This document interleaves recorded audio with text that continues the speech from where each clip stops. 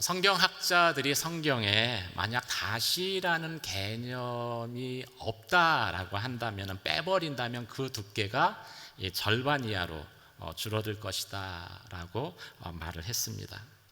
하나님은 가인이 아벨을 죽이자 아벨 대신 셋을 주셔서 믿음의 계보를 다시 있게 하셨습니다. 하나님은 살인을 한 모세를 40년 후에 다시 부르셔서 출애굽의 지도자로 삼으시죠. 하나님은 우리아의 아내 바세바와 행음한 다윗을 용서하셔서 다시 예배자로 세우시고 다윗의 후손으로 이 땅에 예수가 나게 하셨습니다. 예수님도 자신을 3번이나 부인했었던 베드로를 먼저 찾아가셔서 다시 사람 낚는 어부로 세우셨죠. 이처럼 다시 기회를 주시는 이유는 하나님의 기대에 우리가 부응치 못한다고 해도 하나님께서 결코 우리를 포기하시지 않기 때문입니다. 하나님의 사랑은 나의 어떠함과 관계없이 다시 기회를 주시는 사랑으로 우리는 그런 하나님을 통해서 내가 사랑받고 있구나 라는 것을 경험하게 되죠. 오늘 본문에서 동일하게 하나님은 노아 시대 홍수 심판 이후에 인간에게 다시 기회를 주십니다. 심판을 받았다라는 것은 인간이 실패했음을 의미하는 것입니다. 하지만 이 심판이 지나간 후에 하나님은 노아를 통해서 다시 시작하게 은혜를 부어 주셨습니다.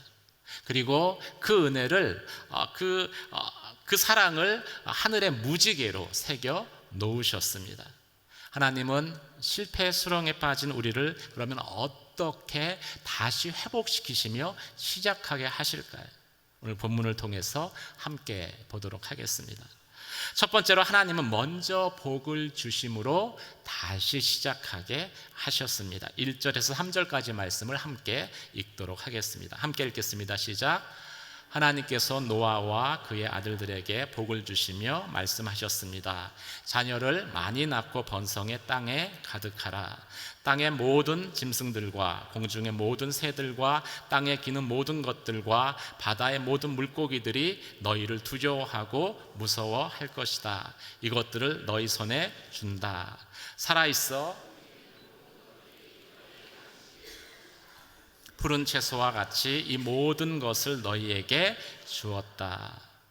노아가 방주에서 나온 다음에 직면한 것은 무섭도록 참혹한 현실이었습니다.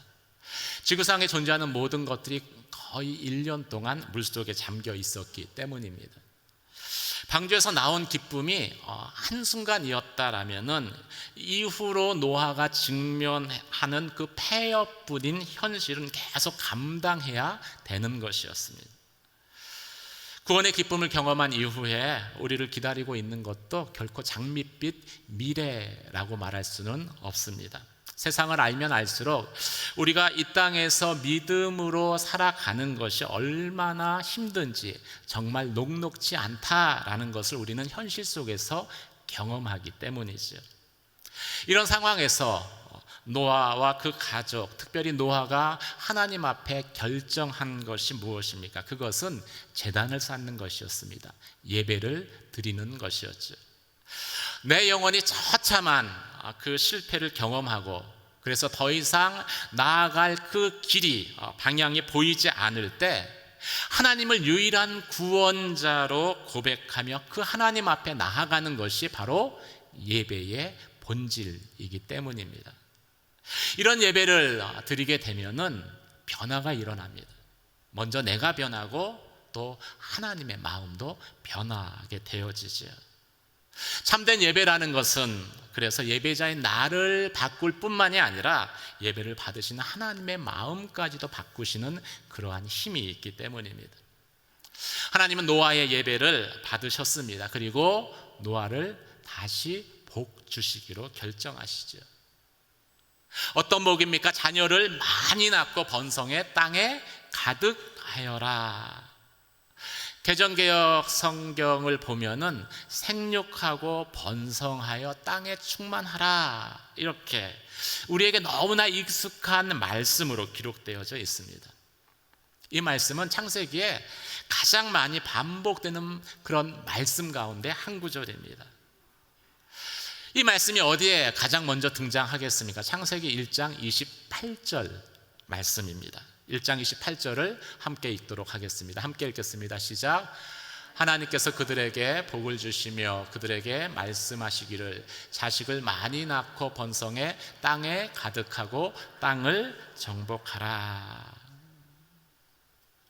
하나님은 인간을 창조하신 이후에 창조된 인간에게 가장 먼저 이 말씀을 주셨습니다. 이것은 인간을 창조하신 목적이 하나님의 그 풍성한 복을 누리고 또 하나님을 찬양하게끔 하기 위한 것이기 때문입니다. 그래서 이 복의 선언이 창세기 곳곳에서 등장을 하는데 무려 10번이나 등장을 하는 것입니다.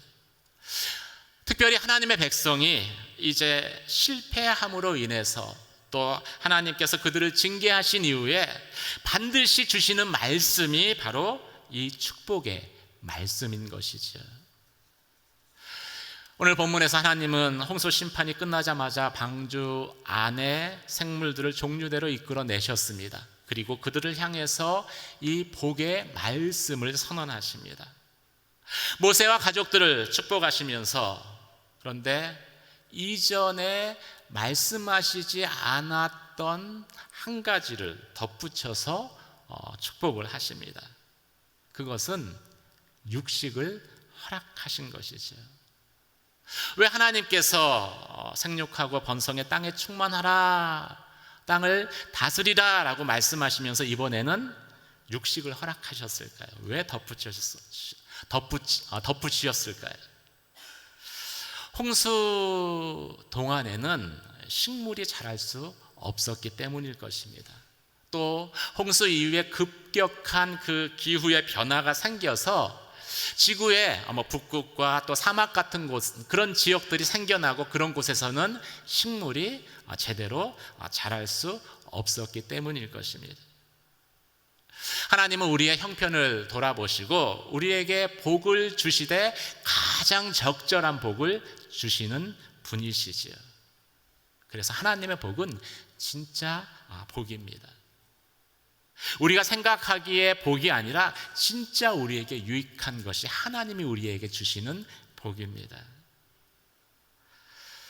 한번 옆에 분들에게 이렇게 축복하시겠습니다. 당신은 이미 복받은 사람입니다.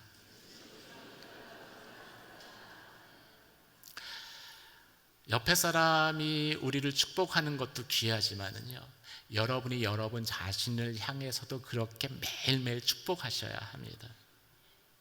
실제로 우리의 삶에 새롭게 시작되어지는 것, 새 일들이 시작되는 것은 먼저 나를 하나님의 복받은 자로 선포함으로써 시작되는 것이지 나로부터 새 일들이 시작되는 것은 아니기 때문입니다. 사랑하는 성도 여러분, 하나님의 복을 구하는 저와 여러분이 되시길 주님의 이름으로 축원합니다. 더 나아가서 그 하나님의 복으로 하루에 한 번씩 여러분의 자녀를 축복하십시오. 그리고 사업장을 축복하시고 교회를 축복하십시오. 그러면 하나님으로 말미암는 새 일들이 우리의 삶 가운데 시작될 것입니다. 그런 하나님의 은혜를 경험하는 저와 여러분 되시길 주님의 이름으로 축원합니다. 한번 따라해 보시기. 나는 복받은 자입니다. 나를 통해 새 일들이 시작될 것입니다. 날마다 하루를 시작하면서 먼저 하나님의 복을 선포하시고 하루를 시작하는 저와 여러분이 되시길 주님의 이름으로 축원합니다. 두 번째, 하나님은 과거의 실패에 대해서 경계를 두심으로써 우리로 새로 시작하게 하셨습니다. 4절부터 8절까지 말씀을 함께 읽도록 하겠습니다. 함께 읽겠습니다. 시작. 그러나 고기를 피가 있는 채로 먹어서는 안 된다. 피에는 생명이 있다. 너희가 생명의 피를 흘리면 반드시 값을 치를 것이다. 그것이 짐승이면 그 짐승에게 그 피에 대해 값을 치를 것이며 같은 사람의 피를 흘리게 하면 그 사람에게도 그 피에 대해 값을 치를 것이다. 하나님께서 자기의 형상대로 사람을 만드셨기 때문에 누구든지 사람의 피를 흘리면 사람에게 피 흘림을 당할 것이다. 너희는 자녀를 많이 낳아 번성하라. 땅에서 수가 불어나 땅에서 번성하라. 그리고 하나님께서 노아와 그와 함께 있던 그의 아들들에게 말씀하셨습니다. 과거에 대한 반성이 없으면 역사는 반드시 반복되어진다라고 역사학자들이 말을 합니다. 그것은 우리 안에 있는 죄성이 그대로 역사하기 때문일 것입니다. 그대로 작동하기 때문일 것입니다. 그래서 이 독일은 나치 시대의 그 만행과 유대인 대학살의 그 부끄러운 과거를 교과서에 그대로 수록을 했습니다. 그리고 그것을 후세들에게 가르칩니다. 학생들은 아우슈비츠 또 부헨발트 같은 그 25개에 달하는 강제 수용소를 방문을 하고 거기에 다시 복원된 당시의 생체 시험장 또 시체 소각장 같은 곳들을 가서 경험을 하며 나치의 만행을 확인하고 어두운 역사에서 교훈을 얻게 한다고 합니다. 물론 그 학생들 세대가 나치 시대와 직접적인 관련은 없는 세대입니다. 그런다 할지라도 이 실패한 과거로부터 얻은 그 교훈을 갖게 될 때 비로소 불행했던 과거를 다시 반복하지 않는 그런 새로운 정체성을 부여받게 된다는 것이죠. 오늘 본문의 말씀 가운데 노아 시대의 인간의 실패는 인간의 강포함으로 말미암은 것이라 라고 성경은 말씀합니다. 강포함이라는 건요, 이 폭력을 함부로 행사하는 것입니다. 이것이 홍수 심판을 불러온 그 원인이 되었죠. 사람들에게 폭력을 함부로 행사하고 그래서 폭행이 난무하고 사람들의 생명이 죽어가는 일들, 그런 일들이 홍수 심판 전에 비일비재했습니다. 이것이 인간의 타락한 모습으로 그 당시에 나타났던 것이죠. 그래서 하나님께서 홍수 심판 이후에 다시 복을 주셔서 생육하고 번성하라라고 축복하시면서 하나님은 과거의 그 실수, 과거의 폭력과 살인 또 생명을 경시하는 것들에 빠지지 않도록 한 가지 금지 명령을 주십니다. 그것이 동물을 피채 먹지 말라라는 것이죠. 하나님의 육식을 허락하셨습니다. 이것은 하나님의 복이죠. 하지만 지나치게 동물을 죽이고 피를 흘리다 보면은 사람이 피를 보면은요, 이게 흥분하잖아요. 저만 흥분하나요? 흥분하게 되지. 그리고 과격해집니다. 우리 안에 죄성을 건드리기 때문이죠. 그래서 이 피를 흘리다 보면은 인간들이 또다시 과거의 죄에 빠질 가능성이 있는 것을 하나님이 꿰뚫어 보신 것입니다. 하나님의 축복이라 하더라도요, 그것을 잘 절제하지 않으면 그것은 다음 순간에 재앙으로 변할 수 있습니다. 축복이 우상이 될 수도 있고요, 또 축복이 우리를 넘어뜨리기로 합니다. 물질의 복을 받고 또 물질을 제대로 관리하지 못하면 그 물질이 영혼을 무너뜨리는 것은 진짜 한순간이면 충분합니다. 그래서 하나님이 말씀을 저희 가운데 주신 것이죠. 성경에서 이것을 해라라는 그 명령은 우리를 복주시기 위해서 주신 말씀입니다. 그런데 하지 말라라고 하신 그런 명령은 우리 안에 있는, 인간 안에 있는 타락한 본성이 있는 것을 아시기 때문에 다시 과거의 실패를 반복하지 않게끔 하기 위해서 주신 하나님의 안전장치인 것이지요. 고기를 피가 있는 채 먹어서는 안 된다. 피에는 생명이 있다. 내가 반드시 피 곧 생명의 피를 찾을 것이다.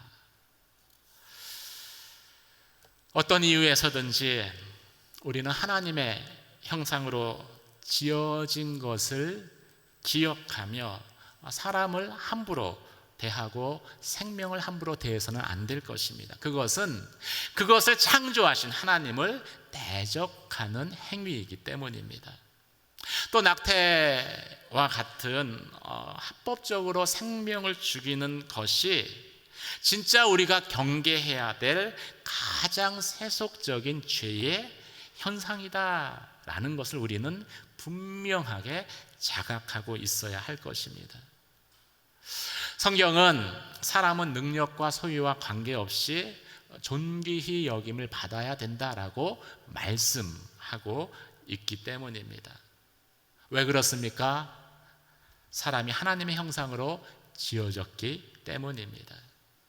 그래서 진정한 인간 존중은 이 하나님의 창조에 기초해야 세워질 수 있습니다. 진화론적인 세계관 또 가치관, 거기서도 인간 존중을 이야기합니다. 하지만 아무리 인간 존중을 이야기해도 사람이 하나님의 형상으로 창조된 것을 부인하기 때문에 인간이 왜 소중한지, 인간이 왜 다른 동물과 차별화되는지에 대해서 이 진화론적인 세계관과 가치관으로는 설명을 할 수가 없습니다. 그래서 항상 창조의 그 신앙 가운데에 인간 존중이 기초하고 있는 것이죠. 오늘 본문의 말씀을 통해서 하나님은 노아로부터 그 인류의 새 시작을 하시면서 존귀한 하나님의 형상으로 지어진 그 존귀한 사람을 해치지 않도록 분명한 경고의 말씀을 주시는 것이죠. 왜 그렇게 하겠습니까? 우리로 하여금 과거의 실패를 다시 반복하지 않게 하신 것입니다. 그래서 삶의 경계를 두신 거예요. 그 경계를 두셔서 우리의 죄성이 그것을 넘어가지 못하도록, 침범하지 못하도록 하나님께서 하신 것이죠. 사랑하는 성도 여러분, 하나님이 주시는 말씀을 매일매일의 삶의 경계로 삼으시는 저와 여러분이 되시길 주님의 이름으로 축원합니다. 주님이 주시는 그 생명의 말씀이 내 안에 있는 죄성을 다스리게 해야 합니다. 그래야 우리의 삶에 과거의 실패가 다시 재현되지 않아요. 다시 반복하지 않습니다. 시작을 하는 것도 중요하지만 다시 실패의 자리로 돌아가지 않는 것은 그에 못지않게 중요하기 때문이죠. 오늘 말씀을 통해서 그 말씀을 여러분의 삶의 경계로 고백하며 매일매일 말씀을 묵상하는 저와 여러분이 되시길 주님의 이름으로 축원합니다. 그러면 우리를 통해서 하나님이 새 일을 행하실 것입니다. 세 번째, 하나님은 언약을 하늘에 새겨 주셔서 우리로 다시 시작하게 하셨습니다. 10절부터 15절까지 말씀을 함께 읽도록 하겠습니다. 함께 읽겠습니다. 시작. 또한 너희와 함께 있던 모든 생물들 곧 너희와 함께 있던 새와 가축과 모든 들짐승들 방주에서 나온 땅의 모든 생물들과 언약을 세운다. 내가 너희와 언약을 세워 다시는 모든 육체가 홍수로 인해 멸절되지 않을 것이며 다시는 이 땅을 멸망시키는 홍수가 없을 것이다. 하나님께서 말씀하셨습니다. 이것이 내가 나와 너희 사이에 또한 너희와 함께 있는 모든 생물 사이에 대대로 영원히 세우는 내 언약의 증표다. 내가 구름 속에 내 무지개를 두었으니 그것이 나와 땅 사이에 세우는 언약의 표시가 될 것이다. 내가 땅 위에 구름을 일으켜서 그 속에 무지개가 나타날 때 내가 나와 너 사이에 그리고 모든 종류의 생물들 사이에 세운 내 언약을 기억하겠다. 물이 홍수가 돼 모든 육체를 멸망시키는 일이 다시는 없을 것이다. 아멘.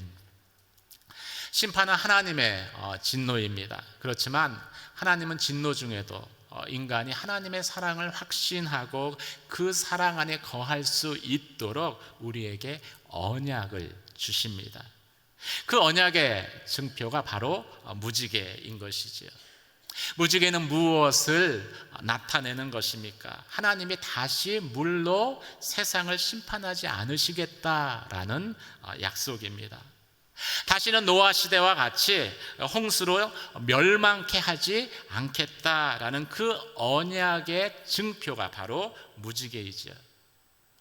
하나님이 심판을 하셨지만은 사실은 우리에게 이렇게 말씀하고 있는 것입니다.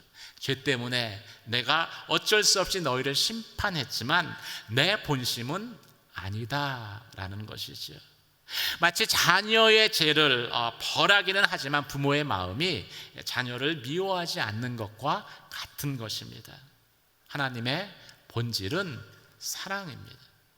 그것은 우리를 심판하셔도 변하지 않는 하나님의 영원한 속성이죠. 하늘에 새겨진 무지개는 심판 가운데에도 베푸시는 하나님의 변함없는 사랑의 증표로 우리 가운데 주신 것입니다. 사실 홍수 이후에는 비가 올 때마다 인간은 한동안 두려움에 휩싸일 수밖에 없었을 것입니다.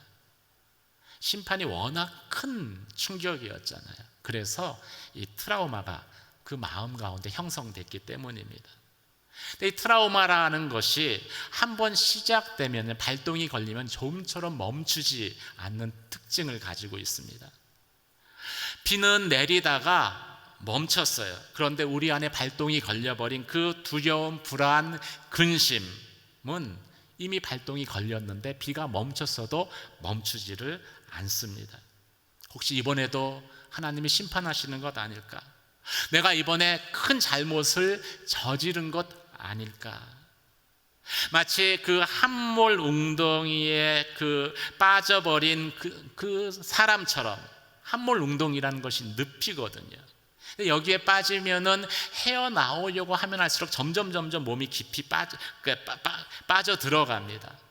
그런 함몰 웅덩이처럼 그 트라우마에 한번 사로잡히게 되면 실패의 절망감 가운데 그 낭망함 가운데 빠져들게 되면 헤어나오질 못하는 거예요.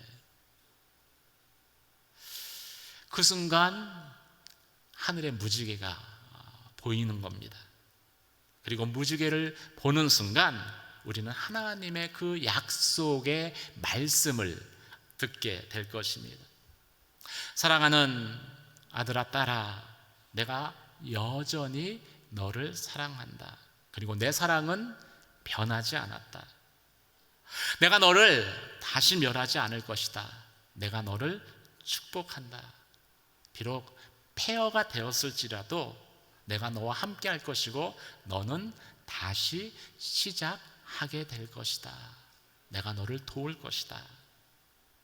다시 생육하게 되고 다시 번성하게 되고 다시 땅을 다스리게 될 것이다.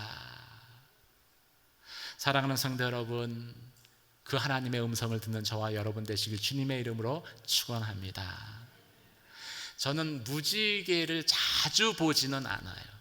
근데 얼마 전에 양지에 무지개가 떴습니다. 사진을 한번 보여주시죠. 이렇게 떴어요. 근데 이 무지개를 보는 순간 제가 이제 말씀을 준비하잖아요. 이 확신이 드는 거예요. 하나님이 양지에 새로운 은혜의 바람을 불게 할 것이다. 아멘. 아멘을 많이 안 하시는군요. 무지개를 안 봐서 그러신가요?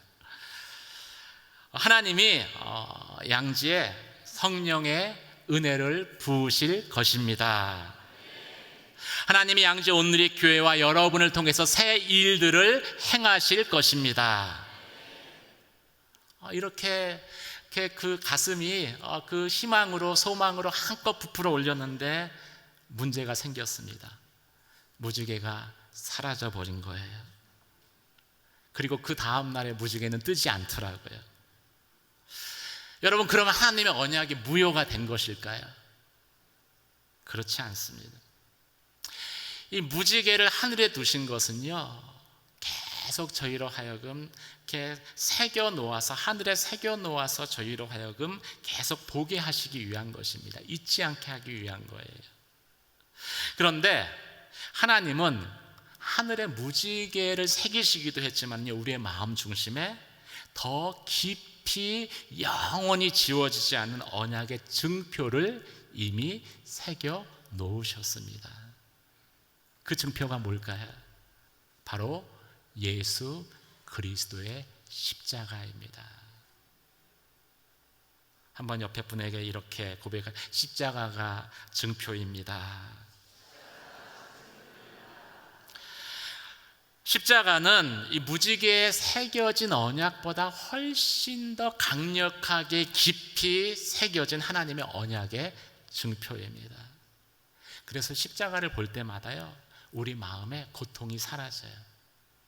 십자가를 볼 때마다 우리 마음에 염려가 사라집니다. 십자가를 볼 때마다 우리 마음에 두려움이 사라집니다. 아무리 내 과거의 실패의 고통, 또 이별의 고통, 그리고 질병의 고통, 그래서 내 인생이 온통 실패로 만신창 되었어도 십자가를 바라보면은요, 다시 시작할 수 있는 용기를 얻게 됩니다. 십자가 내가 처음 볼 때에 내 마음속에 큰 고통이 사라져. 사랑하는 성도 여러분, 예레미야 3장 22절 23절은 우리 가운데 부어주시는 하나님의 은혜는 날마다 새로운 은혜라고 말씀하고 있습니다. 함께 읽도록 하겠습니다. 시작. 여호와의 인애하심이 끝이 없는 것은 그분의 긍휼하심이 끝이 없기 때문입니다. 그것들이 아침마다 새롭고 주의 신실하심이 큽니다.